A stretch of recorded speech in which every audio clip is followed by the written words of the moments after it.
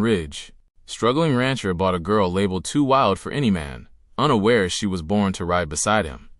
The saloon doors banged open, and the stale air of dust and sweat thickened. Men leaned on wooden beams, tankers in hand, their laughter punctuated by the hiss of whiskey poured into cracked glasses. Through the haze of tobacco smoke and low lantern light, they saw her, a wild thing dragged into the center of the floor. A young woman, hair tangled, eyes fierce, chin lifted, as if daring the world to break her. They called her Cassidy. She might have been 22. Her hands were bound behind her by rough rope, but her posture remained defiantly upright. She wore a faded work dress and worn boots, and dirt caked at her wrists. Her eyes, though, were bright, full of storm and fire. Silas Vance, old and bloated, stalked onto a table and pointed a shaking finger at her. His beard got jutted out, his face flushed red with drink and pride. "This one," he shouted, his voice cracking over the din, "knows not how to cook, nor to bow her head. Her tongue cuts better than a blade. She called me out in front of my hands. Anyone want to take a crack at taming her? Go ahead. I sell her cheap. She ain't worth $1 to any man who knows how to teach a woman her place." The saloon erupted with laughter.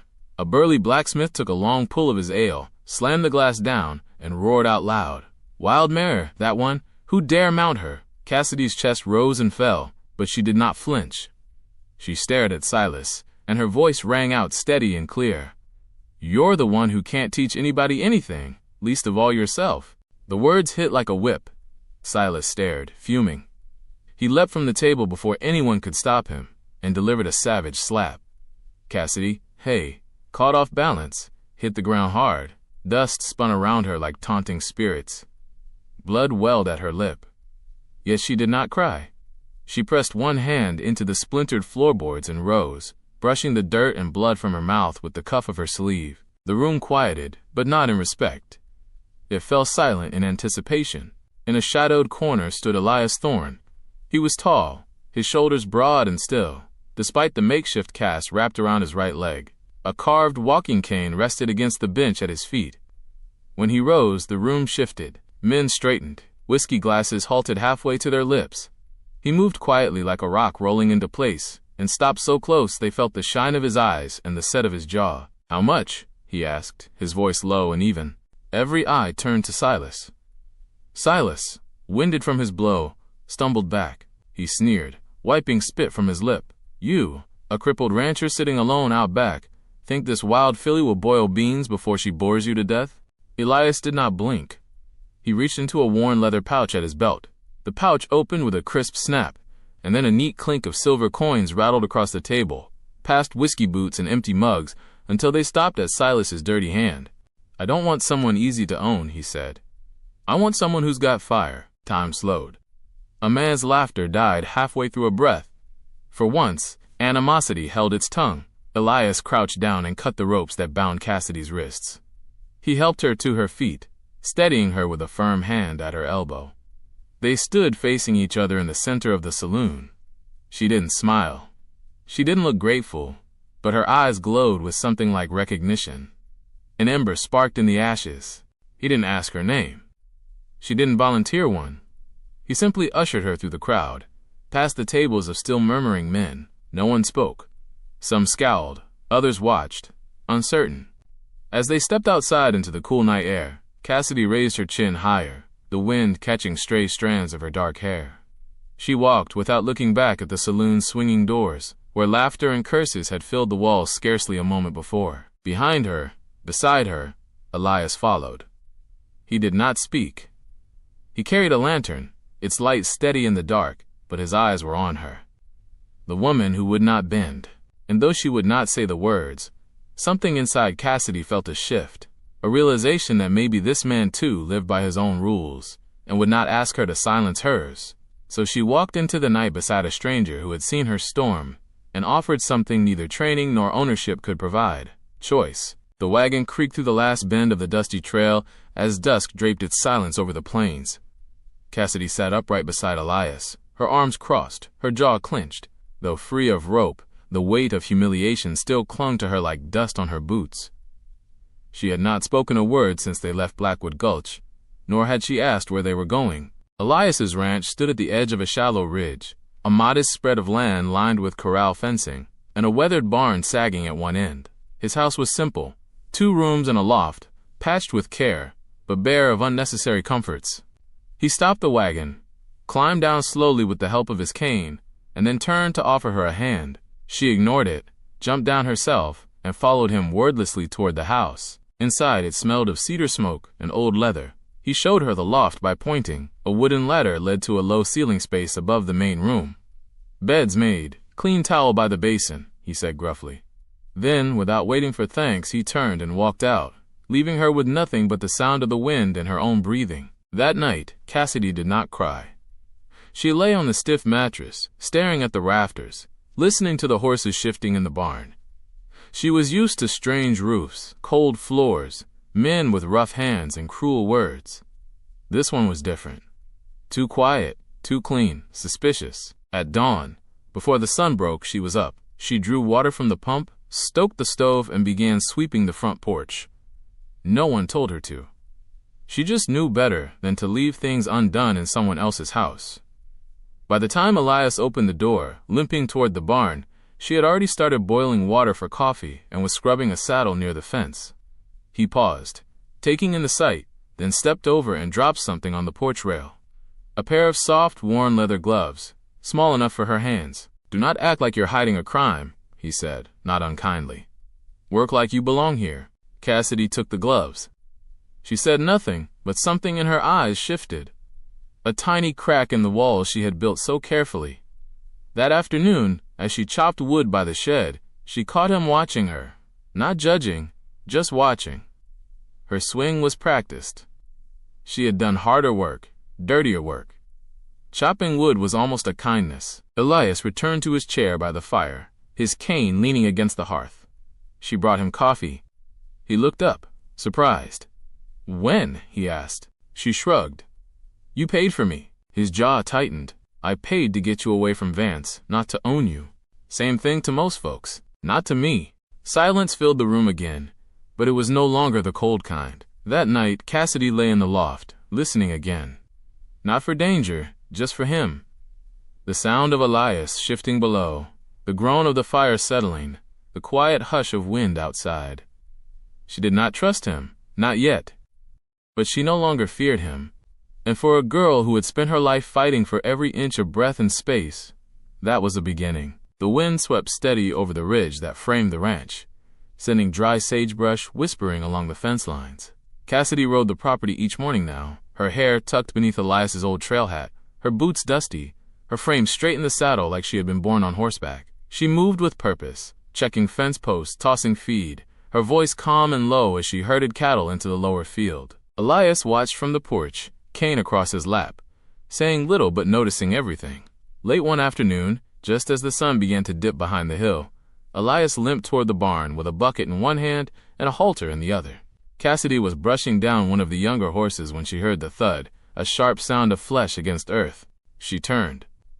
Elias lay awkwardly near the trough, cursing under his breath, his cane several feet away. She ran to him, already crouching. "Do not move," he grunted. "I am not going anywhere." Without waiting for permission, she slipped her arm behind his back, another around his waist. "Come on," she muttered, lifting. "You are heavier than you look." "I look heavy," he rasped, but let her help. It was slow going. Her chest pressed against his back as she half carried, half dragged him toward the house. Neither of them spoke, but both were acutely aware of how close they were, how the line between necessity and something else flickered. When they reached the steps, she shifted him to a sitting position too quickly. His legs struck the edge of the bench with a dull thump. He winced, gritted his teeth. "Sorry," she said, eyes flicking up then quickly away. "Not broken," he replied, voice tight. "Just bruised pride." She turned and walked into the house, not waiting for more. Behind her, Elias watched the sway of her shoulders and the way the evening light caught in her hair. He chuckled to himself, a small, surprised sound. Cute, he thought. The word had never once come to mind about Cassidy until now. The next morning, she found a note beside her plate. "Cassidy, feed bins low, check north fence." Her name, not girl, not you, just Cassidy. She touched the paper once with her fingers before tucking it into her apron. That night, after the chores were done and the lantern glowed low, she sat across from Elias by the fire. He poured her a tin cup of coffee, neither of them speaking for a while. Then, quietly, as if measuring each word, she said, "My parents were killed when I was 8. I saw it happen." Elias looked at her, said nothing. "They were settlers," she continued. "Too proud, too trusting. One night men came, said they wanted water. My father let them in." Her voice didn't crack. It was steady, hard-earned. "I watched from under the floorboards. They burned the house, took what they wanted. I was found days later, by a stable hand from another ranch. Thought I was a boy at first. Didn't matter. They put me to work, hard work, blood work, the kind that makes you forget your own name." The fire snapped. She looked up. Her eyes were dry, fierce. "I stopped crying that year. Decided if no one was going to protect me, I would have to become the kind of girl no one could break." Elias's eyes met hers, deep, still, but not cold. He did not offer comfort. He did not pity her. Instead, he simply nodded. And for Cassidy, that was more than enough. The last traces of winter clung to the northern hills, but the ground near the porch had begun to soften. A hush hung in the morning air, filled with the scent of thawed earth and wood smoke. Cassidy knelt beneath the steps of the front porch, sleeves rolled up, fingers digging into the cold soil. She moved with a kind of quiet reverence, planting small roots and seeds with the care of someone rebuilding something invisible. Elias came around the corner with a bale of hay over one shoulder. He paused mid-step when he saw her. "You planting potatoes down there?" he asked, voice light with surprise. Cassidy glanced up, her hair falling out of its tie, a smudge of dirt across her cheek. "Nope," she said. "Just a few flowers. Forget-me-nots. Lavender daisies if they take." Elias raised a brow. "I figured you only grew things that filled a belly." Cassidy smiled. "Small but real. Flowers grow on stone if they get enough water. I do not need much, just a patch of dirt that ain't trying to spit me out." Elias stood still watching her. There was something in her voice, not bitterness, not hope exactly. Something quiet and persistent like the flowers themselves. "My mother," Cassidy went on, brushing dirt from her palms. "She loved planting. Said every flower is a letter from the earth. After she died and I got taken, I never had ground of my own again. Never stayed long enough to grow anything." She pressed her hands against her knees and stood. "Until now, I guess." Elias said nothing. He gave a slow nod, then turned back toward the house. Later that evening, when Cassidy came in from watering the rows, she found a small bundle wrapped in a linen napkin placed in the center of the table. She opened it carefully. Inside was an old paper envelope, faded and yellowed with time. The writing had blurred, but the word seeds was still legible. She looked up as Elias walked in, setting his hat on the hook. "These yours?" she asked. "They were my mother's," he said simply. "She saved seeds every spring. Said one day she would plant them when the house was right." Cassidy's fingers curled around the fragile packet. "Why give them to me?" Elias looked at her, that still unreadable gaze she had come to know. "Because maybe the house is finally right, or maybe it just needed someone who knew what flowers were worth." She did not reply, only pressed the bundle gently against her chest. That night, neither of them spoke more of it, but something soft had settled between them.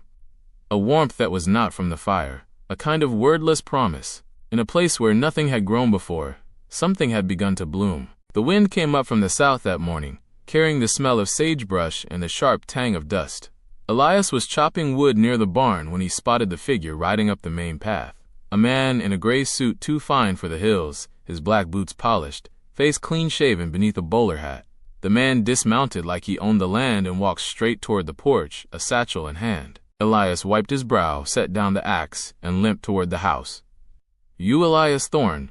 the man called. Elias nodded, grip tightening on his cane. "Who's asking?" The man flashed a smile that never reached his eyes. "Julian Blackwood. I'm with the First Land and Title Bank out of Cheyenne. Just here to verify some land holdings, routine check." Cassidy stepped out onto the porch, drying her hands with a cloth. She stayed silent, watching. Blackwood continued, pulling out a folded document. "Our records show some inconsistencies in your deed. Might just be clerical, but I'll need to see the original." Elias's jaw worked. He knew the land was his, inherited, passed from his father, but he had never been one for papers or reading fine print. "I'll get it," he said slowly, turning toward the house. Cassidy's voice came quiet but clear. May I see what he brought first? Blackwood blinked. It's just bank business, miss. Yeah, zip. I can read, she replied. And I've seen more than a few of those forms. She stepped down from the porch, took the offered paper and unfolded it. Her brow furrowed as her eyes scanned the words. Then she looked up. You're not from First Land and Title. They don't use this letterhead anymore. Switched 3 years ago. And this clause here, it's a forfeit trigger. If Elias signs anything under this, he loses his land within 60 days, unless he repays a loan he never took. Blackwood's face stiffened. Now look here. No, she interrupted, folding the paper calmly. You look. I've seen your type. You float from one struggling ranch to the next, find folks who cannot read and trick them into giving up everything. Not today. She handed the paper back, firm and steady. You can ride on, and I'd suggest you do it fast. Blackwood glared between them, then gathered his satchel with a scoff. Fine, but when this place folds, and it will, do not say no one tried to help. He turned on his heel and rode off, kicking up dust behind him. Elias watched him go, then looked at Cassidy. How did you know all that? I used to work at a ranch that lost everything because of men like him, she said softly. I was just a girl, but I never forgot the words they used. Elias nodded slowly. You're sharper than most men in suits I've met. Cassidy shrugged, wiping her hands on her apron. Funny, folks used to say I was too wild to teach, too mouthy to learn. He looked at her a long moment, something deep flickering behind his eyes, then quiet as the breeze. Then they were fools. For a moment, neither spoke. The sky stretched wide above them, the wind curling around the porch like a whispered promise. Inside the house, the kettle began to whistle. Cassidy turned to go, her steps easy. She did not need thanks. She had not done it for that. But Elias followed her in, and for the first time, poured 2 cups of coffee instead of 1. The lantern flickered low in the cabin kitchen, casting golden hues across the worn wooden table, where 2 figures sat in the hush of evening. Outside, the Wyoming wind sighed through the grass and rattled the old shutters. But inside it was warm, not just from the stove, but from the presence of 2 people who had slowly begun to lean toward something more than convenience. Cassidy sat upright, sleeves rolled up to her elbows, face furrowed in concentration as she balanced the ranch ledger. Her hand moved steadily over the page, writing down feed costs, repairs, and purchases with surprising precision. A pencil was tucked behind her ear, and her hair, usually untamed, was tied back in a loose braid. Elias Thorne sat across from her, his long fingers tracing symbols burned into a leather-bound branding guide. His voice, low and steady, broke the quiet. This one here, he said, pointing, is Bar T. Belonged to a ranch south of Casper. Gone now. Cassidy leaned in, examining the mark. Looks like a hammer and nail, he grunted. A brand's a story. Every one of these got a past. Some good, some full of ghosts. She glanced up. And what's yours say? He held her gaze a moment too long, then looked back down. Mine, says Thorne, built by my father's hands, burned by mine, rebuilt slow. She didn't press further. Instead, she turned a page in the ledger. You're 6 sacks short of grain for next month. You'll need to reorder. He looked at her, faintly amused. You sound like a banker. Maybe in another life, she murmured. One where I had shoes that matched and someone read me bedtime stories. Elias's expression shifted, softened. You're sharp with numbers, not something most folks ever appreciated. I once told a man his cattle count was wrong. He called me uppity and threw me out without pay. Then he was a fool. She blinked, surprised by the bluntness. Elias leaned forward, elbows on the table. I've had more help from you in 2 months than from 3 hired hands last year. You fix fences, break horses, and keep this place from falling apart. And you do it without ever asking what's in it for you. She looked down, her fingers stilling over the ledger. I never ask because I never expect anything to last. I always thought if I learned enough, worked hard enough, someone might finally let me stay. But they never did. They always said I was too loud, too wild, too much. Elias's eyes locked on hers, serious and steady. You're not too much. You're just more than they could handle. A silence stretched between them, not awkward, but weighty with meaning. Then he spoke again, quieter this time. Maybe people like you aren't meant to be kept. Maybe they're meant to be chosen. She looked up slowly, her expression unreadable. Chosen? He nodded once, by someone who sees all of you, not just the pieces they want. Her voice caught a little when she asked, "Is that what you see?" He held her gaze. "I see someone who was born for more than what the world gave her." A blush rose to her cheeks, and she looked away, unsure what to say. After a beat, he added with a small, tentative smile, "Do you mind if I call you Cass?" She turned back to him. "Cass? It's shorter," he said, shrugging slightly. "Softer, maybe. And I figured you deserve something gentle for once." She laughed softly, a surprised, quiet sound. "No one's ever shortened my name before. Usually they just shout it." "Well," he said, smiling, "I ain't shouting." She paused, searching his face, then nodded. "All right, Elias." He tapped the ledger lightly. "You missed a number on that last row."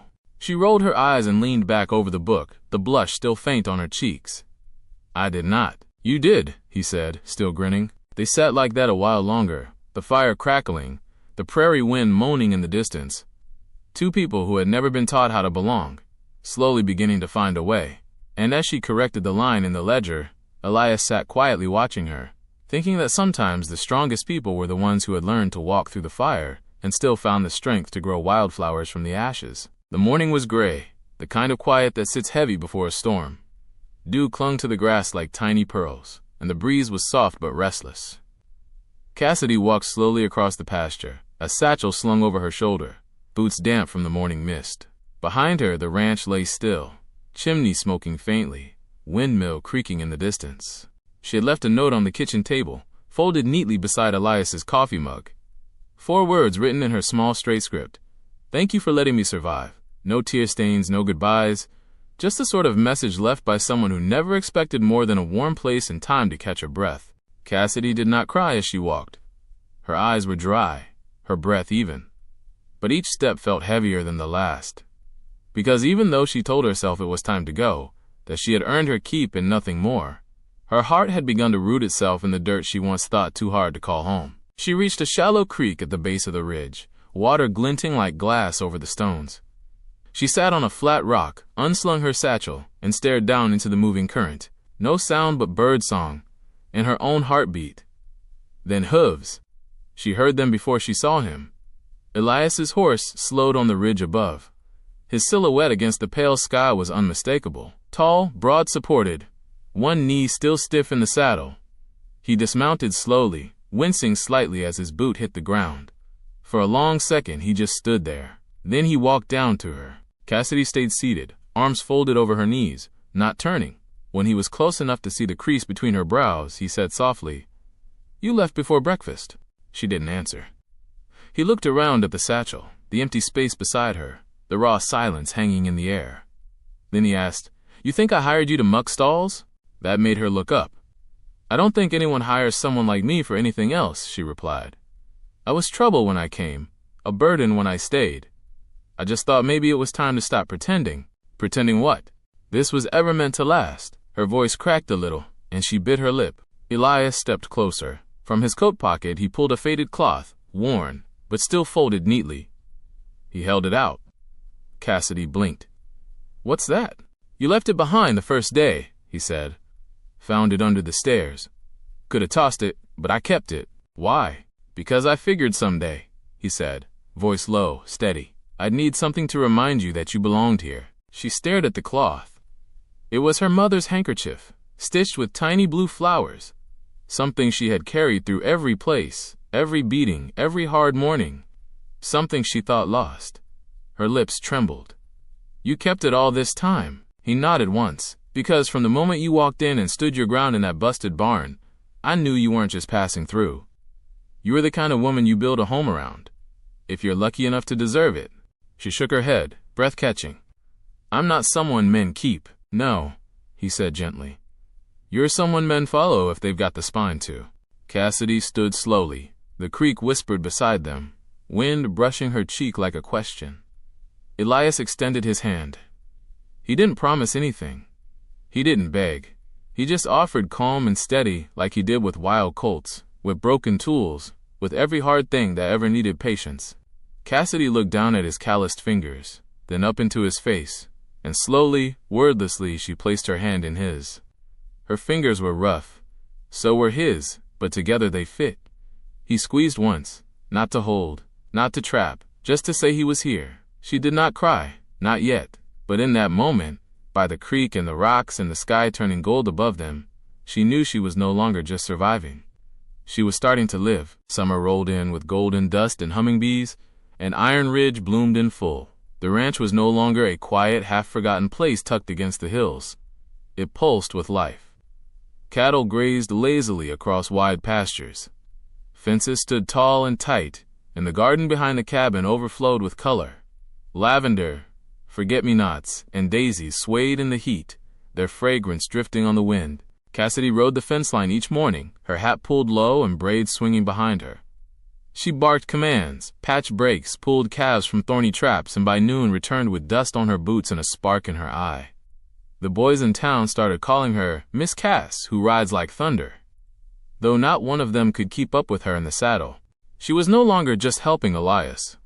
She was running the ranch with him. They never made announcements, never needed to. But the way she walked beside him at the general store, hand brushing his, the way he passed her tools without asking, the way she handed him coffee every sunrise, with the quiet smile of someone who had made peace with herself, it was all clear as glass. On one warm evening, with crickets chirping and the sun hanging low like a coin in the west, Elias saddled his horse and whistled for her. She met him outside the barn, curious. "You planning on running off?" "Only if you're coming too." She arched a brow. "Where are we headed?" "You'll see." They rode side by side, hooves kicking up soft clouds of dirt. The trail wound past the southern field over the small ridge where wildflowers bloomed thickest in spring. It had been Cassidy's idea to scatter seed there. The soil was rocky, the hill half barren, but she said it deserved something beautiful. Now in the golden light of dusk, that hill was ablaze with color. Elias dismounted and tied his horse. She followed suit. Together they climbed the last slope on foot, boots crushing wild petals. At the top they stood in silence. The flowers brushed their knees. Wind moved through them like a hymn. In the distance the ranch lay quiet and golden, safe under their shared care. Elias cleared his throat.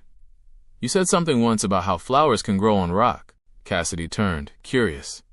"I did." He looked at her steady and calm. "Got me thinking.